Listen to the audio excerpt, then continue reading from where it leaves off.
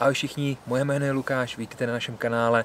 Dneska se podíváme na recenzi téhle za mě už naprosto ikonický bundy od společnosti Helicontex, jmenuje se Gunfighter, je to softshellka, no a my si řekneme plusy, minusy, samozřejmě si představíme tu bundu, abychom věděli, o čem vlastně mluvíme, jen tak zlehka. No a pak si řekneme, jestli ta hodnota, ty 3000, který dneska ta bunda stojí, jestli za to stojí, co to stojí. Jdeme na to.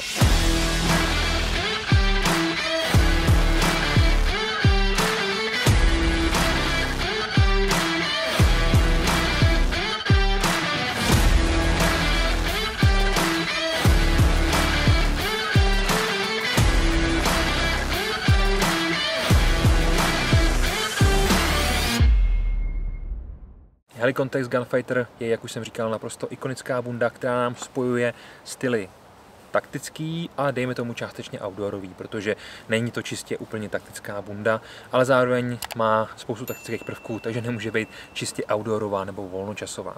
Co bychom tady nalezli? Hlavní materiál je udělaný ze 100% polyesteru a jedná se o takzvaný Shark Skin Softshell. Je opatřený ještě povrchovou úpravou Dupont Teflon, což je za mě super, jelikož to krásně odvádí potom tu vodu. Je to voděodpudivý, zároveň voděodolný. Vodní sloupec se nedočtete na žádných stránkách, ale když se tu bundu koupíte, tak tam máte štítek a tam je napsaný, že to je 10 000 mm, což je už slušný vodní sloupec, samozřejmě potom na nějaký hodně extrémní aktivity, kdy máte těžký bágl a čekáte, že bude pršet, to nestačí, ale na spoustu, možná většinu standardních aktivit těch 10 000 je naprosto ideální. Zároveň tady máme 8000 prodyšnost, což je zase velmi dobrý.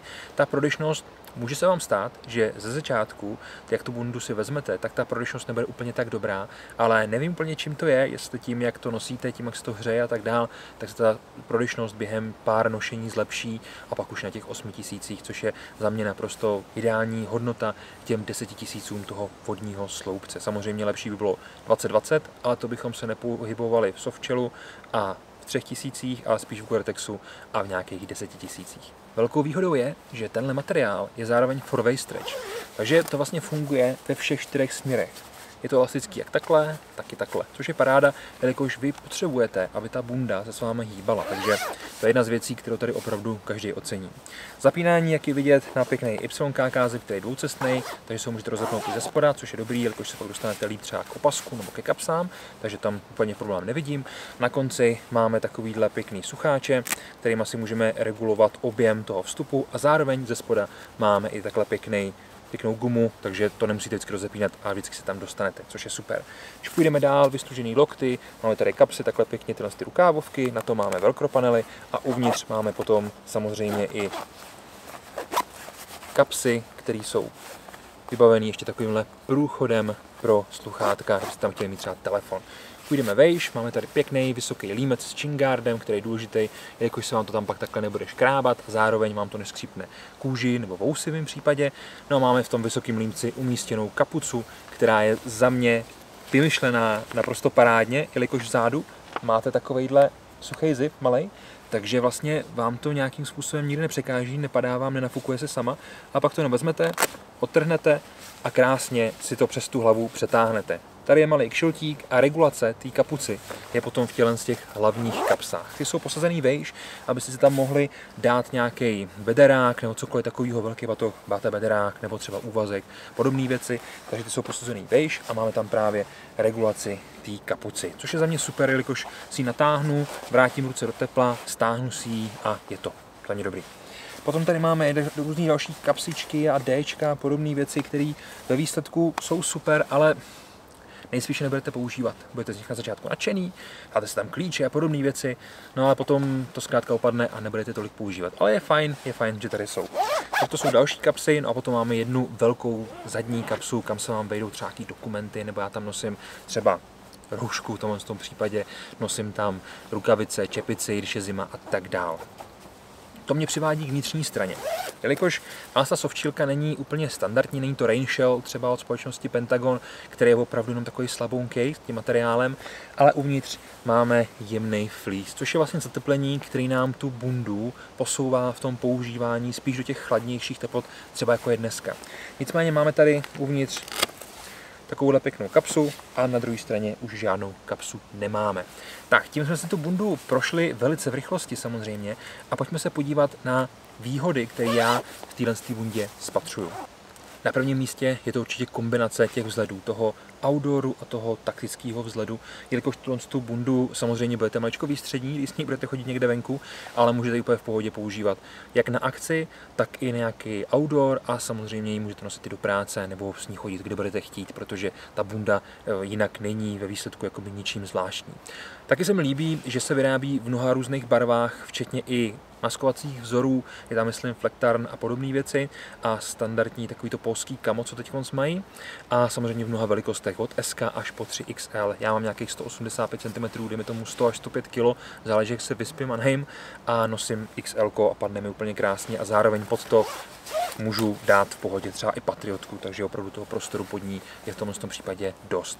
Další věcí, kterou bych tady rád zmínil, je odolnost. Tato bunda je se mnou, dejme tomu 2, možná 2,5 roku a musím říct, že se mi nikdy nestalo, že bych si ji někde zadrhnul, rozsápnul a to ji nosím opravdu často.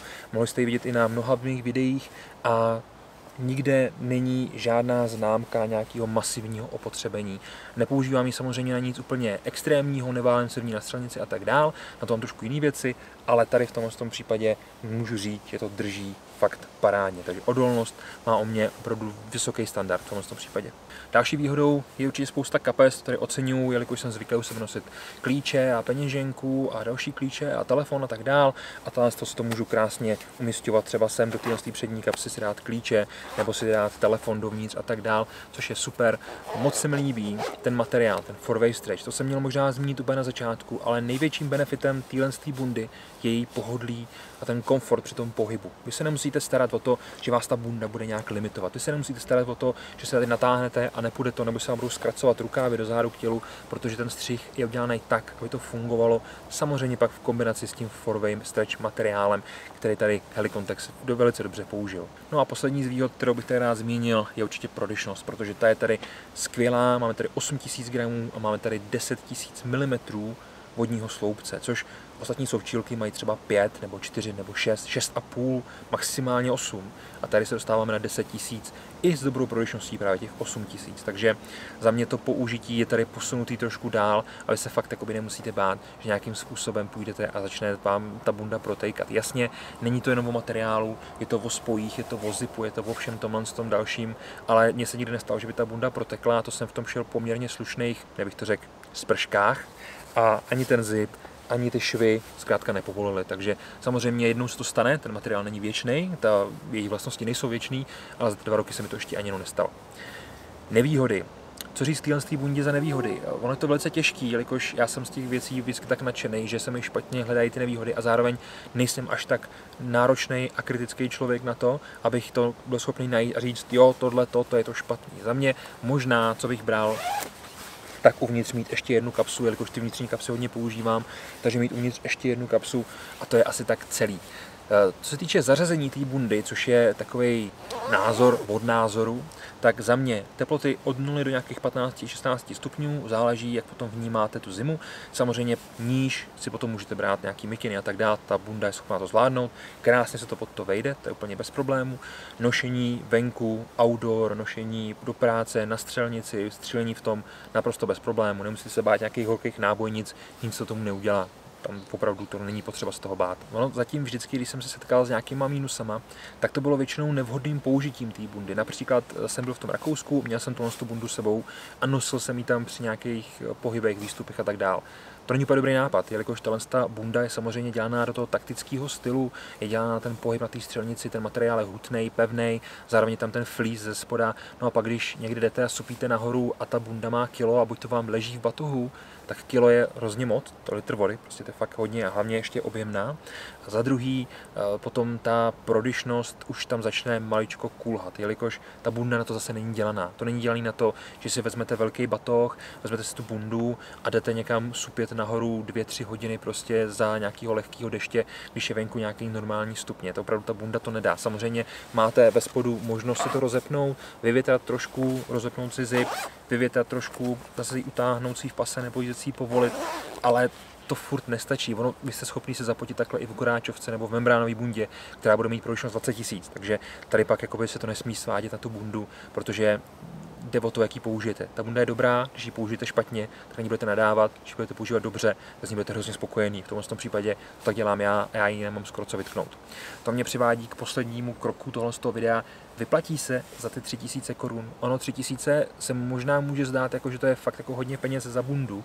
Nicméně dneska už všechno stojí 3000. Jo? Ty doby, kdy jsme mohli jít s kamarádama, měli jsme spolu 100 sebou a mohli jsme jít někde na pivo a vrátili jsme se, ještě jsme měli 10 korun v kapse, tak ty jsou dávno pryč. Prostě dneska je všechno hodně drahý, ty ceny jdou samozřejmě nahoru, nějakým způsobem to tady funguje, zapůsobilo, nezapůsobilo, ale za mě 3000 za bundu není úplně tolik a v tomhle případě za to dostanete opravdu produkt, který je už skoro legendární. Jednou se o tom budou možná psát i báje a pověsti, jelikož ta bunda je velice oblíbená v řadách lidí, kde se pohybuju a nikdo si na ně stěžuje. Takže za mě ano, 3000 korun, ale dostanete za to bundu, která s vámi bude spoustu let a budete s ní velmi spokojený.